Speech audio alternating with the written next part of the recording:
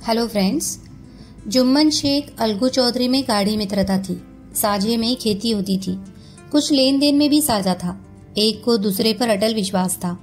जुम्मन जब हज करने गए थे तब अपना घर अलगू को सौंप गए थे और अलगू जब कभी बाहर जाते तो जुम्मन पर अपना घर छोड़ देते थे। उनमें न खाना पानी का व्यवहार था न धर्म का नाता, केवल विचार मिलते थे। मित्रता का मूल मंत्र भी यही है। इस मित्रता का जन्म उसी समय हुआ जब दोनों मित्र बालक ही थे और जुम्मन के पूज्य पिता जुमराती उन्हें शिक्षा प्रदान करते थे। अलगू ने गुरुजी की बहुत सेवा की थी, खूब प्याले धोए। उनका हुक्का एक क्षण के लिए भी विश्राम न लेने पाता था, क्योंकि प्रत्येक चिलम अलगू को आध घंटे तक किताबों से अलग कर देती थी। अलगू के पिता पुराने विचारों के मनुष्य थे। उन्हें शिक्षा की अपेक्षा गुरु की सेवा शुश्रूषा पर अधिक विश्वास था। वो कहते थे कि विद्या पढ़ने से नहीं आती, जो कुछ होता है गुरु के आशीर्वाद से। बस गुरु जी की कृपा दृष्टि चाहिए। अतएव यदि अलगू पर जुमराती शेख के आशीर्वाद के अथवा सत्संग का कुछ फल न हुआ तो ये मानकर संतोष कर लेना कि विद्यापार्जन में मैंने यथाशक्ति कोई बात उठा नहीं रखी। विद्या उसके भाग्य में ही न थी तो कैसे आती। मगर जुमराती शेख स्वयं आशीर्वाद के कायल न थे।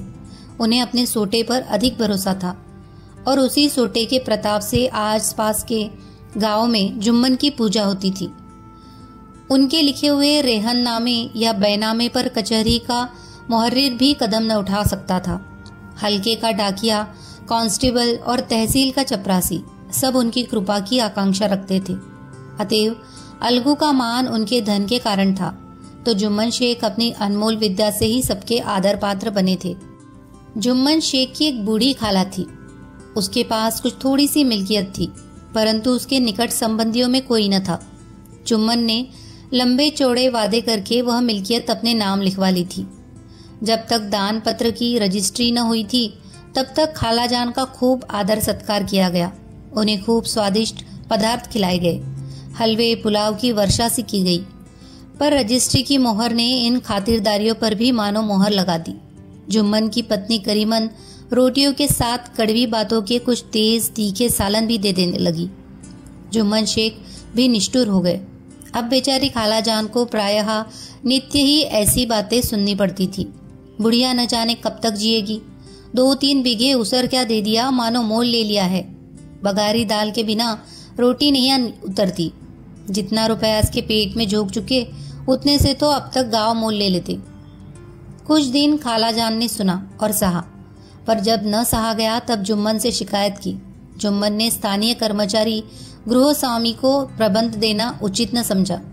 कुछ दिन तक यूं ही रोध होकर काम चलता रहा। अंत में एक दिन खाला ने जुम्मन से कहा, बेटा तुम्हारे साथ मेरा निर्वाह न होगा, तुम मुझे रुपए दे दिया करो, मैं अपना पका खा लूंगी।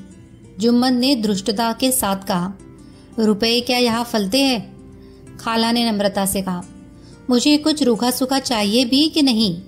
जुम्मन ने गंभीर स्वर से जवाब दिया, तो कोई यह थोड़े ही समझा था कि तुम मौत से लड़कर आई हो। खाला बिगड़ गई। उन्होंने पंचायत करने की धमकी दी। जुम्मन हंसे। जिस तरह कोई शिकारी हिरण को जाली की तरफ जाते देखकर मन ही मन हंसता है। वो बोले, हाँ जरूर पंचायत करो, फैसला हो जाए। मुझे भी यह रात दिन की खटखट पसंद नहीं।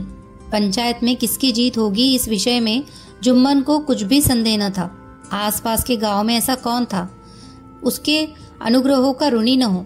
ऐसा कौन था जो उसको शत्रु बनाने का साहस कर सके? किसमें इतना बल था जो उसका सामना कर सके? आसमान के फरिश्ते तो पंचायत करने आवेंगे ही नहीं। इसके बाद कई दिन तक बूढ़ी खाला हाथ में एक लकड़ी लिए आसपास के गांव में दौड़ती रही। कमर झुककर कमान हो गई थी। एक एक पग चलना दुभर था, मगर बात आ पड़ी थी। उसका निर्णय करना जरूरी था। बिरला ही कोई भला आदमी होगा जिसके सामने बुढ़िया ने दुख के आंसू न बहाए हो। किसी ने तो यूं ही ऊपर से मन से हूं हाँ करके टाल दिया और किसी ने इस अन्याय पर जमाने को गालियां दी। कहा, कब्र में पांव अटके हुए है, आज मरे कल दूसरा दिन, पर हवस नहीं मानती। अब तुम्हें क्या चाहिए? रोटी खाओ और अल्लाह का नाम लो। तुम्हें अब खेती बाड़ी से क्या काम है? कुछ सज्जन ऐसे भी थे जिन्हें हास्य रस के रसास्वादन का अच्छा अवसर मिला। झुकी हुई कमर, पोपला मुंह, सनके से बाल, इतनी सामग्री एकत्र हो तब हंसी क्यों न आवे। ऐसे न्यायप्रिय, दयालु, दीन वत्सल पुरुष बहुत कम थे जिन्होंने इस अबला के दुखड़े को गौर से सुना हो और उसको सांत्वना दी हो। चारों ओर से घूम घाम कर बिचारी अलगू चौधरी के पास आई, लाठी पटक दी और दम लेकर बोली, बेटा तुम भी दम भर के लिए मेरी पंचायत में चले आना। अलगू बोला, मुझे बुलाकर क्या करोगी? कई गांव के आदमी तो आवेंगे ही। खाला ने कहा, अपनी विपदा तो सबके आगे रुआई, अब आने न आने का अख्तियार उनको है। यो आने को आ जाऊंगा मगर पंचायत में मुंह न खोलूंगा।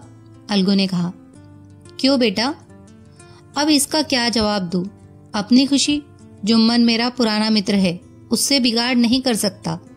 खाला ने कहा, बेटा क्या बिगाड़ के डर से ईमान की बात न कहोगे?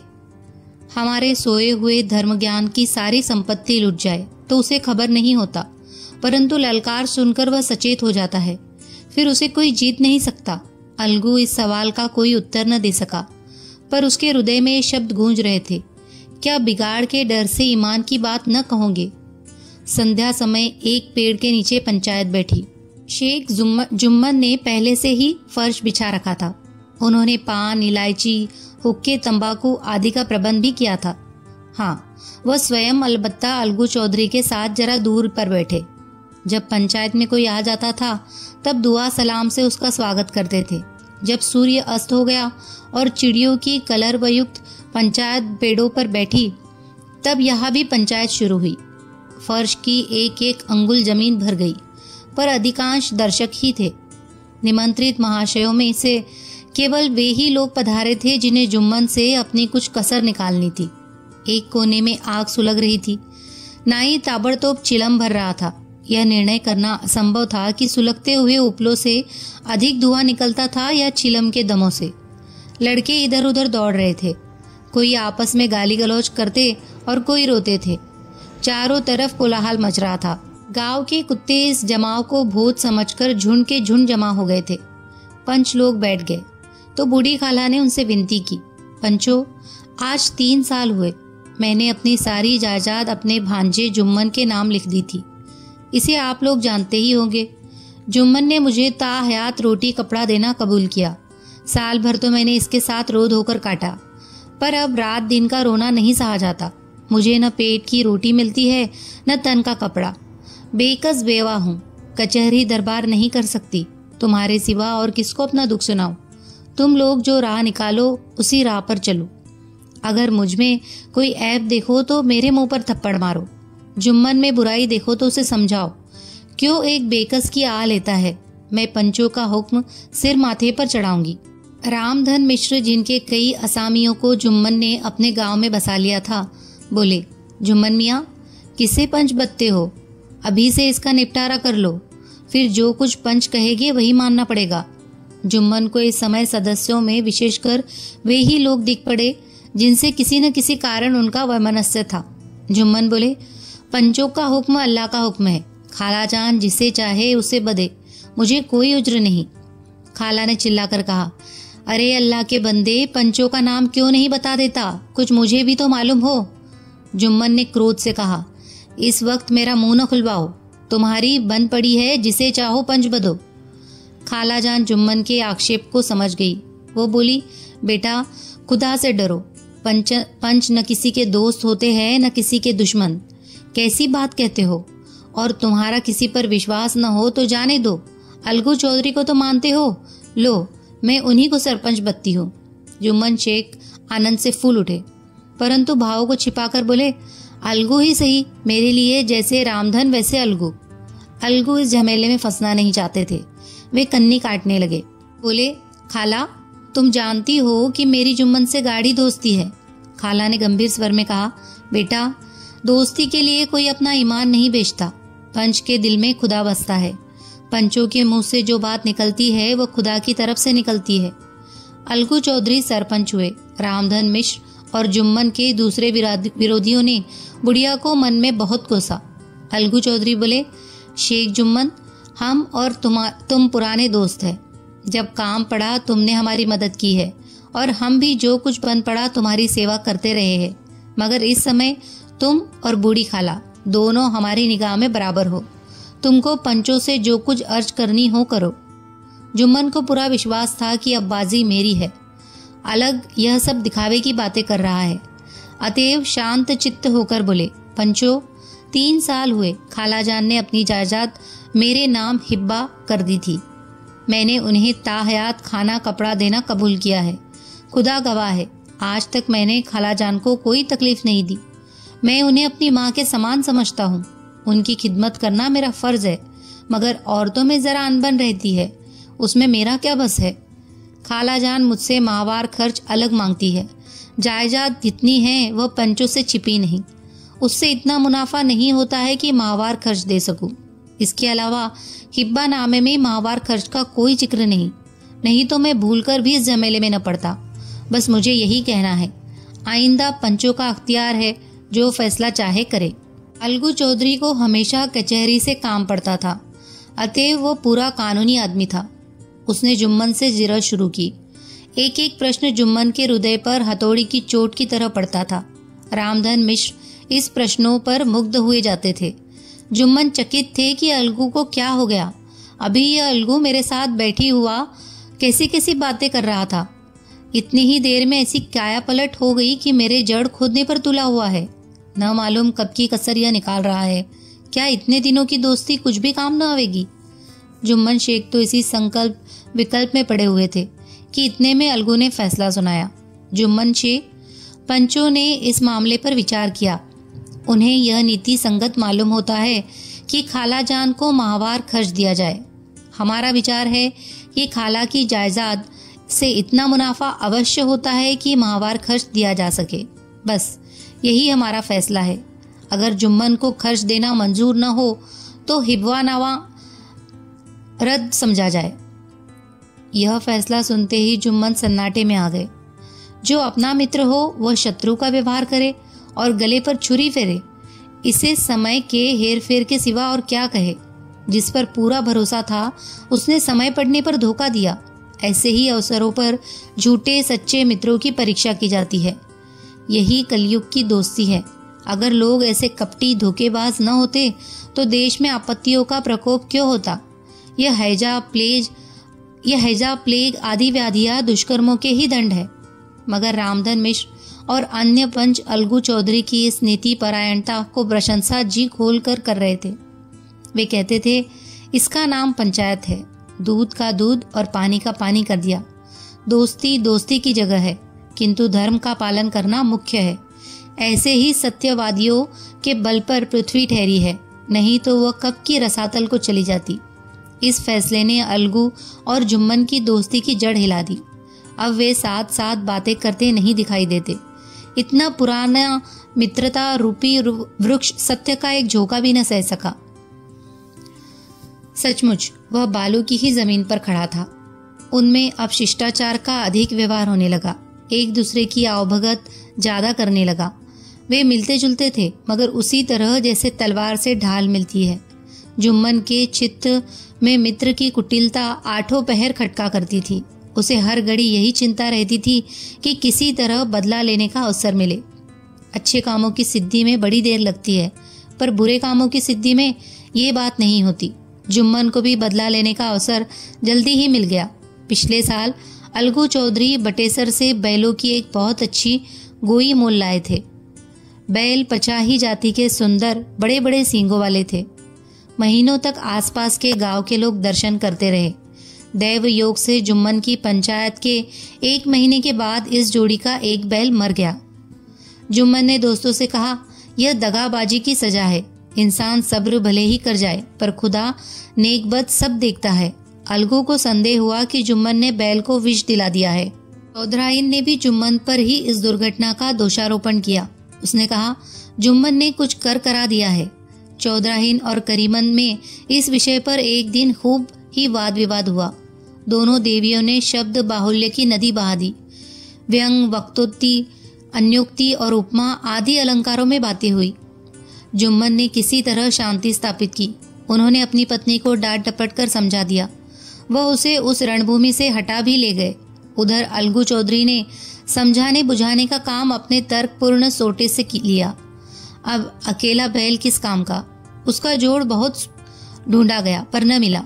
निदान यह सलाह ठहरी कि इसे बेच डालना चाहिए। गांव में एक समझू साहू थे, वह इक्का गाड़ी हाँकते थे। गांव के गुड़ घी लाद कर मंडी ले जाते, मंडी से तेल नमक भर लाते और गांव में बेचते। इस बैल पर उनका मन लहराया। उन्होंने सोचा यह बैल हाथ लगे तो दिन भर में बेखटके 3 खेप हो। आजकल तो एक ही खेप में लाले पड़े रहते हैं। बैल देखा, गाड़ी में दौड़ाया, बाल भौरी की पहचान कराई, मोल तोल किया और उसे लाकर द्वार पर बांध ही दिया।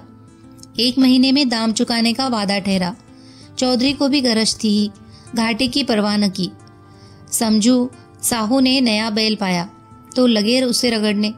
वह दिन में 3-3, 4-4 खेपे करने लगे। न चारे की फिक्र थी न पानी की, बस खेपों से काम था। मंडी ले गए, वहां कुछ सूखा भूसा सामने डाल दिया। बेचारा जानवर अभी दम भी न लेने पाया था, फिर जोत दिया। अलगू चौधरी के घर था तो चैन की बंशी बजती थी। बैलराम छठे छमाहे कभी बहली में जोते जाते थे। खूब उछलते कूदते और कोसों तक दौड़ते चले जाते थे। वहाँ बैलराम का रतीब था।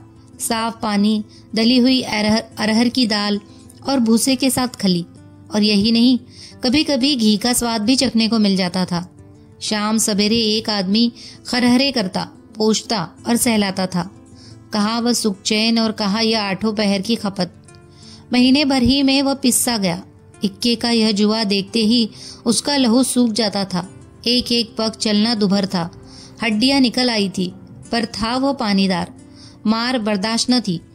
एक दिन चौथी खेप में साहू जी ने दूना बोझ डाला। भर का थका जानवर पैर न उठते थे, पर साहू जी कोड़े फटकारने लगे। बस फिर क्या था, बैल कलेजा तोड़कर चला। कुछ दूर दौड़ा और चाहा कि जरा दम ले लूं, पर साहू जी को जल्द पहुंचने की फिक्र थी। अतएव उन्होंने कई कोड़े बड़ी निर्दयता से फटकारे। बैल ने एक बार फिर जोर लगाया, पर अब की बार शक्ति ने जवाब दे दिया। वह धरती पर गिर पड़ा और ऐसा गिरा कि फिर न उठा। साहू जी ने बहुत पीटा, टांग पकड़कर खींचा, नथनों में लकड़ी ठूस दी, पर कहीं मृतक भी उठ सकता है। तब साहू जी को कुछ शक हुआ। उन्होंने बैल को गौर से देखा, खोलकर अलग किया और सोचने लगे कि गाड़ी कैसे घर पहुंचे। बहुत चीखे चिल्लाए, पर देहात का रास्ता बच्चों की आंख की तरह सांझ होते ही बंद हो जाता है। कोई नजर न आया, आसपास कोई गांव भी न था। मारे क्रोध के उन्होंने मरे हुए बैल पर और दुर्रे लगाए और कोसने लगे। अब भागे, तुझे मरना ही था तो घर पहुंचकर मरता। ससुरा बीच रास्ते में ही मर गया, अब गाड़ी कौन खींचे। इस तरह साहू जी खूब जले भुने। कई बोरे गुड़ और कई पीपे घी उन्होंने बेचे थे। 200-250 रुपए कमर में बंधे थे। इसके सिवा गाड़ी पर कई बोरे नमक थे, अतएव छोड़कर जा भी न सकते थे। लाचार बेचारे गाड़ी पर ही लेटे गए। वही रत जगह करने की ठान ली। चिलम पी गाया, फिर हुक्का पिया। इस तरह साहजी आधी रात तक नींद को बहलाते रहे। अपनी जान में तो वो जागते ही रहे, पर पाँव फटते ही जो नींद टूटी और कमर पर हाथ रखा तो थैली गायब। घबरा कर इधर उधर देखा तो कई कनस्तर तेल भी नदारद। अफसोस में बेचारे ने सिर पीट लिया और पछाड़ खाने लगा। प्रातःकाल रोते बिलखते घर पहुंचे। सवाइन ने जब यह बुरी सुनावनी सुनी तब पहले तो रोई, फिर अलगू चौधरी को गालियां देने लगी। निगोड़े ने ऐसा कुलच्छनी बैल दिया कि जन भर की कमाई लुट गई। इस घटना को हुए कई महीने बीत गए। अलगू जब अपने बैल के दाम मांगते तब साहू और सवाइन दोनों ही झल्लाए हुए कुत्ते की तरह चढ़ बैठते और अण-बण बकने लगते। वाह, यहाँ तो सारे जन्म की कमाई लुट गई, सत्यानाश हो गया, इन्हें दामों की पड़ी है। मुर्दा बैल दिया था, उस पर दाम मांगने चले हैं। आंखों में धूल झोंक दी, सत्यानाशी बैल गले बांध दिया। हमें नीरा पोंगा ही समझ लिया है, हम भी बनिए के बच्चे हैं, ऐसे बुद्धू कहीं और होंगे।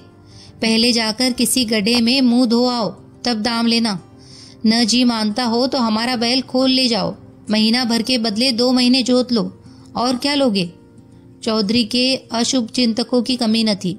ऐसे अवसरों पर वे भी एकत्र हो जाते और साहू जी के बराने की पुष्टि करते। परंतु 150 रुपए से इस तरह हाथ धो लेना आसान न था। एक बार वह भी गर्म पड़े। साहू जी बिगड़कर लाठी ढूंढने घर चले गए। अब सहुआइन ने मैदान लिया। प्रश्नोत्तर होते होते हाथापाई की नौबत आ पहुंची। सहुआइन ने घर में घुसकर किवाड़ बंद कर लिए। शोरगुल सुनकर गांव के भले मानस घर से निकले। वह परामर्श देने लगे कि इस तरह से काम न चलेगा, पंचायत कर लो, कुछ तय हो जाए उसे स्वीकार कर लो। साहू जी राजी हो गए। अलगू ने भी हामी भर ली। पंचायत की तैयारियां होने लगी। दोनों पक्षों ने अपने अपने दल बनाने शुरू किए। इसके बाद तीसरे दिन उसी वृक्ष के नीचे पंचायत बैठी। वही संध्या का समय था। खेतों में कौवे पंचायत कर रहे थे। विवादाग्रस्त विषय था यह कि मटर की फलियों पर उनका कोई सत्व है या नहीं, और जब तक यह प्रश्न हल न हो जाए तब तक वे रखवाले की पुकार पर अपनी अप्रसन्नता प्रकट करना आवश्यकता समझते थे। पेड़ की डालियों पर बैठी शूक मंडली में वह प्रश्न छिड़ा हुआ था कि मनुष्यों को उन्हें वैसुरौवत कहने का क्या अधिकार है, जब उन्हें स्वयं अपने मित्रों से दगा करने में भी संकोच नहीं होता। पंचायत बैठ गई तो रामधन मिश्र ने कहा, अब देरी क्या है, पंचों का चुनाव हो जाना चाहिए। बोलो चौधरी, किस किस को पंच बनते हो? अलगू ने दीन भाव से कहा, समझू साहू ही चुन ले। समझू खड़े हुए और कड़क कर बोले, मेरी ओर से जुम्मन शेख। जुम्मन का नाम सुनते ही अलगू चौधरी का कलेजा धक धक करने लगा, मानो किसी ने अचानक थप्पड़ मार दिया हो। रामधन अलगू के मित्र थे। वह बात को ताड़ गए। पूछा, क्यों चौधरी, तुम्हें कोई उज्र तो नहीं? चौधरी ने निराश होकर कहा, नहीं, मुझे क्या उज्र होगा। अपने उत्तरदायित्व का ज्ञान बहुधा हमारे संकुचित व्यवहारों का सुधारक होता है। जब हम राह भूलकर भटकने लगते हैं तब यही ज्ञान हमारा विश्वसनीय पथ प्रदर्शक बन जाता है। पत्र संपादक अपनी शांति कुटी में बैठा हुआ कितनी धृष्टता और स्वतंत्रता के साथ अपनी प्रबल लेखनी से मंत्रिमंडल पर आक्रमण करता है, परंतु ऐसे अवसर आते हैं जब वह स्वयं मंत्रिमंडल में सम्मिलित होता है। मंडल के भवन में पग धरते ही उसकी लेखनी कितनी मर्मज्ञ, कितनी विचारशील, कितनी न्यायपरायण हो जाती है। इसका कारण उत्तरदायित्व का ज्ञान है। नवयुवक युवावस्था में कितना उद्दंड रहता है। माता पिता उसकी ओर से कितने चिंतित रहते हैं। वे उसे कुल कलंक समझते हैं, परंतु थोड़े ही समय में परिवार का बोझ सिर पर पड़ते ही वह अव्यवस्थित चित्त उन्मुक्त युवक कितना धैर्यशील, कैसा शांत चित्त हो जाता है। यह भी उत्तरदायित्व के ज्ञान का फल है। जुम्मन शेख के मन में भी सरपंच का उच्च स्थान ग्रहण करते ही अपनी जिम्मेदारी का भाव पैदा हुआ। उसने सोचा, मैं इस वक्त न्याय और धर्म के सर्वोच्च आसन पर बैठा हूँ। मेरे मुंह से इस समय जो कुछ निकलेगा वो देववाणी के सदृश है। देववाणी में मेरे मनोविकारों का कदापि समावेश न होना चाहिए। मुझे सत्य से जौ भर भी टलना उचित नहीं। पंचों ने दोनों पक्षों से सवाल जवाब करने शुरू किए। बहुत देर तक दोनों दल अपने अपने पक्ष का समर्थन करते रहे। इस विषय में तो सब सहमत थे कि समझू को बैल का मूल्य देना चाहिए, परंतु वो महाशय इस कारण रियायत करना चाहते थे कि बैल के मर जाने से समझू को हानि हुई। उसके प्रतिकूल 2 सभ्य मूल के अतिरिक्त समझू को दंड भी देना चाहते थे, जिससे फिर किसी को पशुओं के साथ ऐसी निर्दयता करने का साहस न हो। अंत में जुम्मन ने फैसला सुनाया, अलगू चौधरी और समझू साहू, पंचों ने तुम्हारे मामले पर अच्छी तरह विचार किया। समझू को उचित है कि बैल का पूरा दाम दे। जिस वक्त उन्होंने बैल लिया उसे कोई बीमारी न थी। अगर उसी समय दाम दे दिए जाते तो आज समझू उसे फेर लेने का आग्रह न करते। बैल की मृत्यु केवल इस कारण हुई कि उससे बड़ा कठिन परिश्रम लिया गया और उसके दाने चारे का कोई प्रबंध न किया गया। रामधन मिश्र बोले, समझू ने बैल को जानबूझकर मारा है, अतएव उससे दंड लेना चाहिए। जुम्मन बोले, यह दूसरा सवाल है, हमको इससे कोई मतलब नहीं। झगड़ू साहू ने कहा, समझू के साथ कुछ रियायत होनी चाहिए। जुम्मन बोले, यह अलगू चौधरी की इच्छा पर निर्भर है। यह रियायत करे तो उनकी भलमानसी। अलगू चौधरी फूले न समाये, उठ खड़े हुए और जोर से बोले, पंच परमेश्वर की जय। इसके साथ ही चारों ओर से प्रतिध्वनि हुई, पंच परमेश्वर की जय। यह मनुष्य का काम नहीं, पंच में परमेश्वर वास करते हैं, यह उन्हीं की महिमा है। पंच के सामने खोटे को कौन खरा कह सकता है। थोड़ी देर बाद जुम्मन अलगू के पास आए और उनके गले लिपट कर बोले, भैया, जब से तुमने मेरी पंचायत की तब से मैं तुम्हारा प्राणघातक शत्रु बन गया था, पर आज मुझे ज्ञात हुआ कि पंच के पद पर बैठकर न कोई किसी का दोस्त है न दुश्मन। न्याय के सिवा उसे और कुछ नहीं सूझता। आज मुझे विश्वास हो गया कि पंच की जुबान से खुदा बोलता है। अलगू रोने लगा। इस पानी से दोनों के दिलों का मैल धुल गया। मित्रता की मुरझाई हुई लता फिर हरी हो गई। आप सुन रहे थे मुंशी प्रेमचंद की कहानी पंच परमेश्वर। कहानी अगर आपको अच्छी लगी हो और इसी तरह की सुंदर कहानियां सुनना चाहते हो तो हमारे चैनल को सब्सक्राइब कीजिए, लाइक कीजिए, शेयर कीजिए और कमेंट कीजिए। धन्यवाद।